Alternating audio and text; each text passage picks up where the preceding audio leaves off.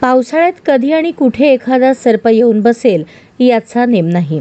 असाच एक प्रकार सोलापुरातील अंत्रोळीकर नगर परिसरात घडला. अर्जुन नागदेव राहणार बसवेश्वर नगर प्लॉट नंबर 2 अंत्रोळी नगर सोलापूर यांना त्यांच्या अपार्टमेंटमध्ये पार्क केलेल्या बजाज चेतक या इलेक्ट्रिक स्कूटरमध्ये एक सर्प शिरत असल्याचे निदर्शनास आले. त्यांनी तात्काळ सोलापूरचे सर्पमित्र रविचंद्र स्वामी यांना फोनद्वारे या घटनेची माहिती दिली. सर्पमित्र रविचंद्र स्वामी आणि भीमसेन लोकरे यांनी सहकाऱ्यांसमवेत समर्थ निंबर्गे हे त्या ठिकाणी पोहोचून पाहणी केली असता त्या स्कूटरमध्ये मांजऱ्या जातीचा निमविषारी सर्प आढळून आला. सर्पमित्रांनी अथक परिश्रमाने आणि गाडी रिपेरी करणाऱ्या मेकॅनिकच्या मदतीने त्या स्कूटरची डिक्की खोलून तिथे शिरून आणि दडून बसलेल्या मांजऱ्या जातीचा सर्प अलगदपणे बाहेर काढून सुरक्षितरित्या पकडला.